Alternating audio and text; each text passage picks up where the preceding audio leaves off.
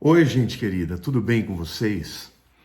No vídeo de hoje eu vou falar sobre a crise econômica mundial e vou começar apresentando para vocês algumas grandes empresas americanas que estão no processo de falência ou recuperação judicial. Bom, todos nós, quando andamos pelos shoppings, né, do Brasil, das nossas cidades, a gente percebe como um grande número de lojas estão fechando, né?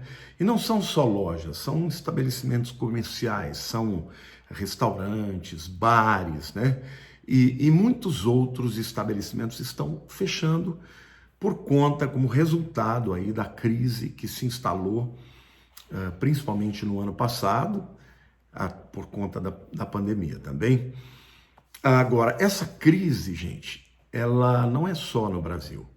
Ela está acontecendo no mundo inteiro e até mesmo na nação mais rica da Terra, que é os Estados Unidos da América, né? Hoje eu quero começar falando sobre uma matéria da CNBC, na qual ela apresenta 10 grandes empresas varejistas americanas que estão passando por problemas, que estão já em recuperação judicial, algumas já até quebraram, tá? A primeira delas é a JCPenney.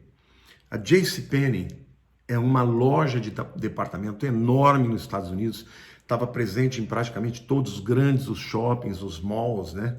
Lá dos Estados Unidos. Loja de departamento, aquela loja que vende de tudo, né? Todo tipo, vende roupa, vende outras coisas, sapatos. Uma loja enorme, pensa numa loja grande e que tinha produtos de todo tipo, né? E com preços muito bons. Tem uma foto, né, dela escrita assim, né?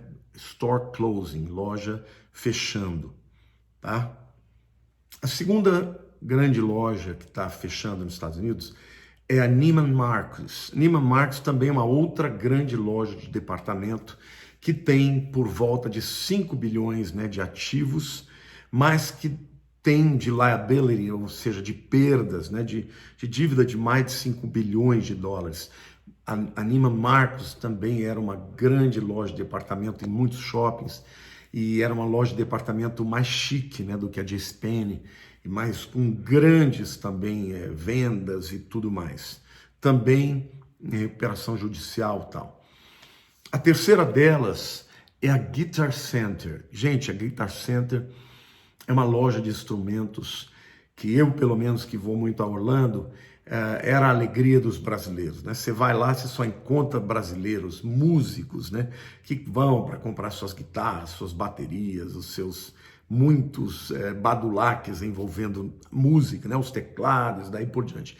A Guitar Center era a maior loja de departamento na área de instrumentos musicais dos Estados Unidos. Para você ter uma ideia, os ativos delas estavam em torno de 1 bilhão de dólares.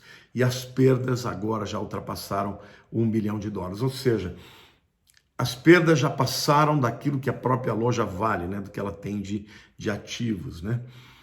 A quarta loja que eu quero mencionar aqui para vocês é a GNC. A GNC é a principal loja de produtos naturais, de vitaminas, de suplementos nos Estados Unidos, né? E vendem tanto aqueles suplementos de whey protein, aquelas coisas que as pessoas que fazem musculação tomam, né? Como suplementos, como também vitaminas, né? Todo tipo de vitaminas. Eu mesmo sempre comprei todas as minhas vitaminas na GNC por conta da sua grande qualidade. Eu fiquei muito triste de saber disso, que ela está fechando, né? Porque quando puder voltar para os Estados Unidos já não poderei comprar os seus produtos. Ela também tinha ou tem aí em torno de 1 bilhão de ativos e mais de 1 bilhão de perdas também. A quinta grande loja que eu quero citar é a Brooks Brothers. Brooks Brothers é uma loja que vende roupas, é uma cadeia de loja que vende roupas, são roupas de classe média, né? Eu mesmo compro, sempre comprei muito lá, porque pelo meu próprio tamanho, lá eu encontrava, né? Era uma loja para americanos, né? E com roupas populares, mas de boa qualidade, né? Essa roupa que você usa no dia a dia, né? Casual. A Brook Brothers tem como ativos aí em torno de 500 milhões de dólares, mas já passou de 500 milhões de perdas de dólares, né? Então você vê que essas lojas todas que estão quebrando ou que estão em processo de, elas já têm uma dívida maior do que os seus ativos, né? A sexta grande loja que está quebrando, na verdade é uma cadeia de restaurantes, essa não está na matéria da CNBC, mas o meu genro que está lá agora ficou sabendo que o Cheesecake Factory, que é um restaurante também adorado, amado pelos brasileiros. Você vai no Cheesecake, sempre que você chegava lá, estava lotado, fila de espera, 40 minutos, 1 hora em qualquer dia da semana. Gente, por conta dessa pandemia, por conta do lockdown, por conta dos Estados Unidos estar fechado para a grande maioria dos países, inclusive para o Brasil, que eu tenho impressão que está entre certamente os 5 maiores países que enviam mais turistas para os Estados Unidos, Cheesecake Factory também está entrando em recessão, em recuperação judicial. Bom, gente, mas para que eu estou trazendo todas essas informações para vocês? Deixa eu beber uma aguinha aqui. Quais são as razões desse abalo econômico? Será que isso tudo é decorrência simplesmente da pandemia?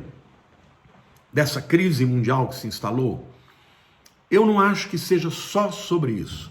Eu acho que o mundo está passando por uma transformação, tá? De todo tipo de transformação econômica, transformação social, transformação nos relacionamentos entre pessoas. E o que acontece? Quando o mundo passa por essas transformações, as empresas que se adaptam permanecem, as que não se adaptam, elas quebram. Eu vou dar um exemplo para vocês. Há pouco tempo atrás, quando o mundo começou a ser digitalizado, algumas empresas que não seguiram, né, a tendência acabaram quebrando. A Blockbuster mesmo, ela acreditava que ela ia ser super poderosa, a maior empresa do mundo de aluguel, né, de fitas, cassete, fitas de vídeo, não quis entrar para o mundo digital, né? Conta-se que a Netflix ofereceu para a Blockbuster para ser comprada por ela. Ela falou, não, eu não preciso disso, nós estamos muito bem, né? E hoje a Blockbuster está quebrada e, em compensação, a Netflix é uma grande potência, né? Por quê? Porque o mundo mudou. Alvin Toffler, num dos seus livros chamado A Terceira Onda, ele fala muito sobre isso, como as relações econômicas mudam quando as relações sociais mudam. E ele fala então que na primeira onda da humanidade, a humanidade era uma aldeia, né, global de quê? De comunidades agrícolas. As pessoas viviam no campo, viviam da agricultura, da agropecuária e daí por diante. Até o comércio que existia, ele existia muito dependendo da força da agricultura. Quando houve a Revolução Industrial, ele diz que passou da onda da agricultura para a onda da Revolução Industrial, da indústria. E aí houve uma mudança nas relações sociais, as pessoas mudaram para o campo, do campo para a sociedade, as famílias que eram grandes passaram a se tornar famílias mais nucleares, pai, mãe e filhos, né? E, portanto, o campo, houve uma evasão do campo para as cidades, aí nasceram as metrópoles, e isso mudou não só as relações humanas, mas mudou também a economia do planeta, tá bom? Hoje nós estamos vivendo a mudança desta segunda onda, que é a onda industrial, para a onda digital, para a onda da internet, da comunicação na internet. E isto vai provocar mudanças, vai provocar não só mudanças sociais, mas também mudanças econômicas e comerciais. Por exemplo, a gente sabe que hoje as televisões, né, o chamada grande mídia, a mídia aberta, está passando por grandes lutas. Por quê? Porque antes, o preço de um comercial, por exemplo, num horário nobre, custava uma fortuna. Mas hoje, os anunciantes, eles preferem, muitas vezes, investir nas mídias sociais, que é muito mais barato, né, e que alcança muito mais gente. Por quê? Porque a televisão você tem que estar naquela hora assistindo aquele programa para você ter acesso àquele produto que está sendo vendido. Já as propagandas que vão para os canais como YouTube, como Facebook e outras plataformas, estas propagandas podem ser assistidas pelos indivíduos a qualquer hora, nos seus celulares, nos seus tablets. E isso, portanto, começou a abalar a economia, tá? Principalmente destas empresas convencionais. Nós estamos, de fato, vivendo num tempo em que há uma mudança de hábitos clara em todo o mundo, né? Ou seja, as pessoas hoje estão muito mais confiantes na venda ou na compra pela internet e, como consequência, os preços da internet são muito melhores, porque não precisa haver o custo, né, de manter uma loja física, não é isso? Tem muito menos funcionários e obviamente, as pessoas conseguem ver os produtos que querem nessas grandes lojas que vendem pela internet com preços muito mais acessíveis, mais baratos, e o produto ainda chega na casa das pessoas. Então, como consequência disso, primeiro você começa a sentir as pequenas lojas quebrando. Nos shoppings a gente percebe isso. Lojas avulsas, dessas que só tem uma loja, elas começaram a não ter dinheiro para competir com as grandes lojas, né? Então os shoppings cada vez mais começaram a ser marcados por grandes lojas de grandes cadeias, principalmente nos Estados Unidos a gente vê isso. Mas aqui no Brasil também, né? Cada vez mais os shoppings têm aquelas lojas âncoras que permanecem mesmo nas crises porque elas têm capital, elas conseguem se bancar. Mas agora, gente, com a pandemia, até mesmo as grandes lojas começaram a sentir o peso deste abalo da economia. Ou seja, eu apresentei para vocês 6 grandes empresas americanas, lojas de departamento, lojas varejistas. Apresentei também uma cadeia de restaurantes, o Cheesecake Factory, que era muito poderosa, e que sofreram em função da diminuição drástica do número de turistas, né? Porque essas nações, como nações da Europa, Itália, França, Inglaterra, não é isso? Que mais? Portugal, Suíça, vivem muito em função do seu turismo, tá? Para vocês terem uma ideia, o número de pessoas que visitam a cidade de Paris num ano é muitas vezes maior do que todos os turistas que visitam o Brasil inteiro. Então, cidades como Nova York, como Orlando, como Paris, como Barcelona, como Roma, como Milão, são cidades que dependem muito, a sua economia depende do turismo e, obviamente, essa pandemia e o lockdown têm abalado a economia do mundo. Então, agora eu quero falar mais propriamente sobre a questão deste abalo econômico em função da pandemia. O turismo, sem dúvida alguma, foi o aspecto mais abalado nesta pandemia, obviamente por conta das pessoas estarem confinadas, né, não podendo transitar, ir e vir. Com a queda do turismo, o comércio foi muito abalado. Então, muitas lojas fecham, muitas pessoas são mandadas embora, com isso vem o desemprego e pessoas desempregadas compram menos e isso é um ciclo vicioso, né? As pessoas consomem menos, as lojas quebram, as pessoas são mandadas embora, as pessoas são mandadas embora, elas não podem consumir e passam a não ter dinheiro para pagar os seus mortgages, ou seja, as suas prestações das suas casas, elas não compram mais roupa, ou seja, há um ciclo vicioso que está abalando a economia de todo o mundo, inclusive dos Estados Unidos, a nação mais rica da Terra. Para vocês terem uma ideia, gente, a Disney World, né, que é essa empresa bilionária, poderosa, que realmente encantava o mundo inteiro, no ano de 2020 mandou 28 mil funcionários embora só o ano passado. E nós estamos falando de 28 mil funcionários que podem representar pelo menos aí 20 mil famílias, já que nem todos são casados. Mas de alguma maneira aquele emprego ajudava no orçamento familiar. Então, o impacto econômico para uma cidade como Orlando e, por conseguinte, para a nação americana é terrível. Agora eu quero, então, começar a refletir com vocês sobre algumas questões. Será que há possibilidades de recuperar a economia mundial? Ou será que nós estamos, na iminência, on the brink, como dizem os ingleses americanos, on the verge, na iminência de uma mudança definitiva, estrutural na economia do mundo e na sociedade mundial? Bom, é importante dizer que em 2008 nós tivemos aquela chamada bolha imobiliária, a crise que começou nos Estados Unidos, mas que se espalhou para o mundo.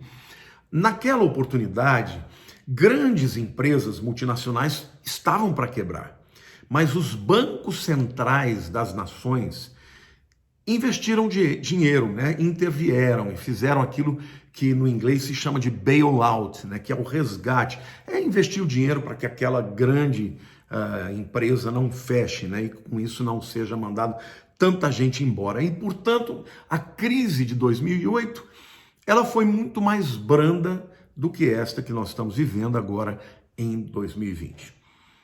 Gente, a verdade é que talvez nós estejamos mesmo passando por uma mudança dramática, drástica no mundo inteiro. Mudança de costumes, mudança de convicções, mudanças de valores, mudança de economia, mudança na relação, entre os seres humanos e os seus semelhantes, e isso afeta, sem dúvida alguma, a economia, o comércio, a maneira como se compra e vende, e daí por diante. Então, assim como a sociedade, segundo Alvin Toffler, passou da era da agricultura para a era industrial, nós estaríamos passando da era industrial para a era tecnológica, a era digital.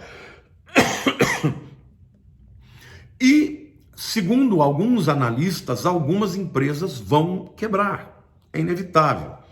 E outras vão surgir se adequando, se adaptando a este novo mundo, a esta nova, vamos dizer assim, mentalidade, que o mundo vai ter. Se adaptando melhor e, portanto, sobrevivendo e prosperando, Thriving, como dizem os americanos, Bom, nessa concepção, as mudanças já estavam acontecendo, porque na visão de Alvin Toffler, isso não acontece necessariamente assim, vai acontecendo aos poucos, Mas algumas vezes acontecem eventos que podem precipitar ou aumentar a velocidade, serem catalisadores para fazer com que estas mudanças aconteçam de maneira mais brusca e maneira mais violenta.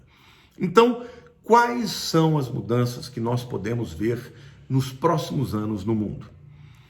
Na minha humilde concepção, eu vejo um viés, de uma sociedade multilateralista, uma sociedade global, muito mais intervencionista, portanto, os países perderão cada vez mais a sua capacidade de ter as suas peculiaridades, as suas características, porque eles dependerão da aprovação de outros países, já que a sua economia vai depender, da importação e da exportação, Eu vejo, portanto, uma sociedade cada vez mais global, uma sociedade que vai avançar para facilitar ou para desburocratizar, para diminuir as dificuldades para o comércio, para tornar mais célere e mais rápido, o comércio de importação e exportação. E, portanto, eu acredito que dentro de alguns anos nós vamos evoluir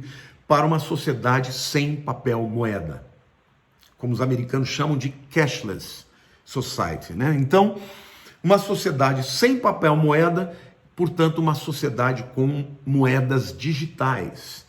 E eu acredito que ainda no futuro, o final desta evolução será uma moeda única, Uma moeda única que facilitará, obviamente, a relação comercial entre as nações, porque Não haverá diferenças de câmbio, não haverá variações muito bruscas do valor de uma moeda em relação à outra, tá? E não haverá uma moeda de um país. Hoje, por exemplo, toda a economia do mundo ainda é balizada no dólar. Então, a economia das nações do mundo dependem demais da economia americana. E alguns acreditam que, havendo uma moeda única, isso não vai haver mais. Ou seja, a distribuição vai ser mais equânime.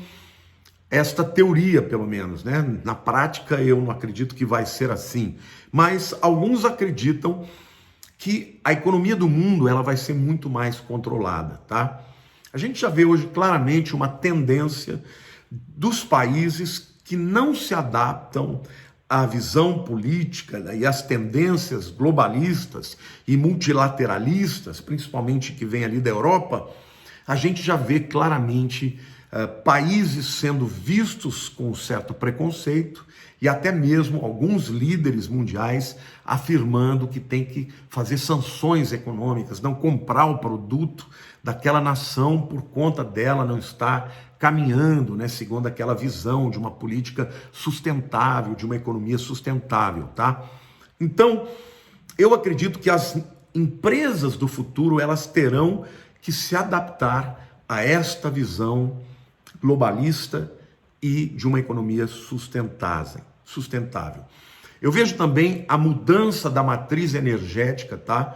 De uma matriz de fósseis, por exemplo, como o petróleo, para matrizes de energia limpa, como, por exemplo, a energia eólica, a energia fotovoltaica, né? Energias que não poluem o meio ambiente. E, portanto, vejam, a indústria automobilística, por exemplo, que depende muito do petróleo, ela vai ter que se adaptar. Os carros no futuro vão ser proibidos de continuarem rodando com combustível fóssil, com gasolina, com diesel, né?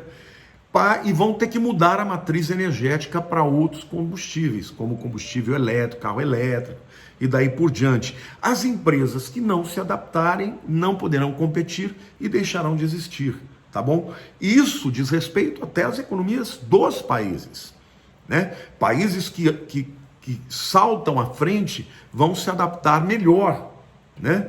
E países que ainda permanecem nas matrizes energéticas anteriores vão ter mais dificuldade. Então, eu vejo o futuro de uma economia muito mais globalizada, com controle muito maior, né, de alguma entidade aí, como a ONU ou outras entidades que possam vir a ser criadas, que vão intervir não só na questão econômica, mas em outras questões, como as ideológicas e até mesmo posicionamentos de visão de fé, entendeu?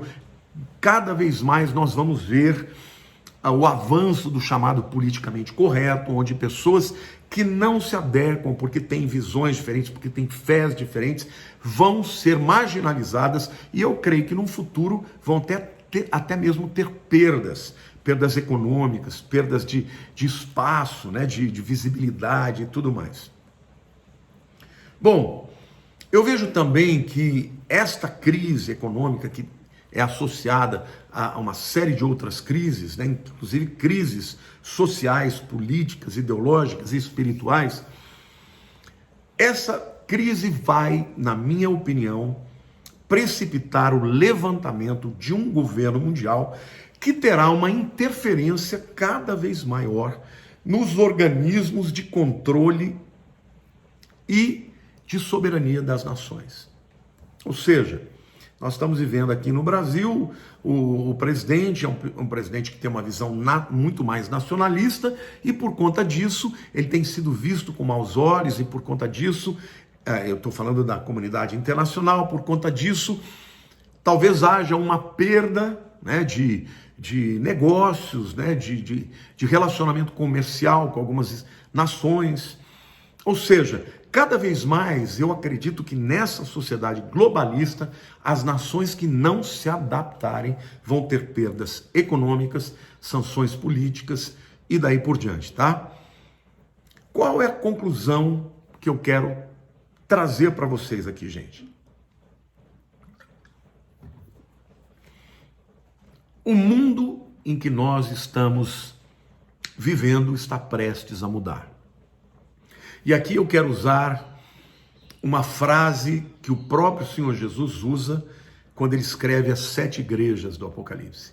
Quem tem ouvidos para ouvir, ouça o que o Espírito diz às igrejas.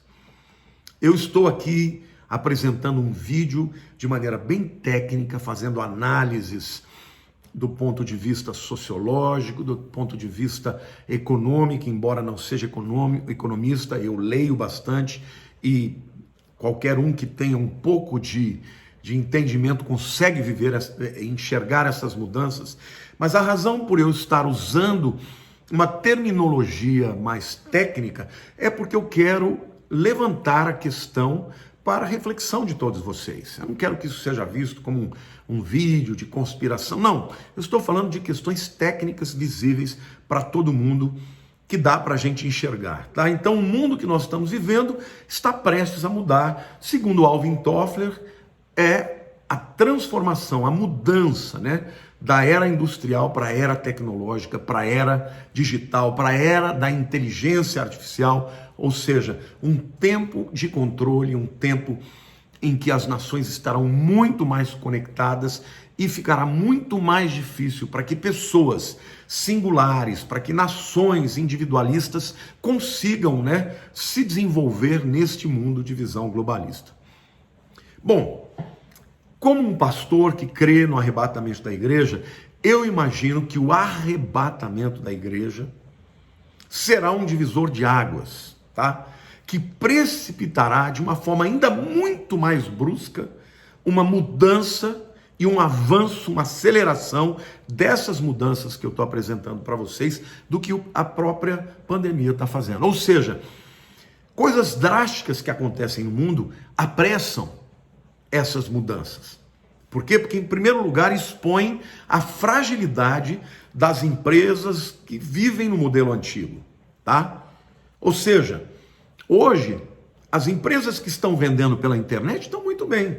Elas não dependem do turista sair daqui, ir para o shopping ou ir para a outra nação, ir para uma outra cidade. Elas vendem pela internet. Então hoje, as empresas que conseguem se adaptar, elas sobrevivem. Por exemplo, restaurantes. Quais são os que estão conseguindo sobreviver? São aqueles que estão vendendo pela internet, não é? Você tem empresas como, por exemplo, iFood, né, que entregam comida desses restaurantes que estão vendendo e entregando em casa.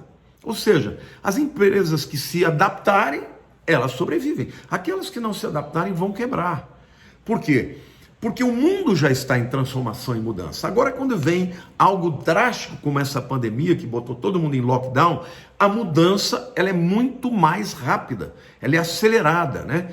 Essa pandemia, por exemplo, ela é um catalisador dessas mudanças. Mas eu aqui acredito que nada mudará tão rapidamente, nada fará com que a mudança seja mais rápida e brusca e imediata do que o arrebatamento da igreja.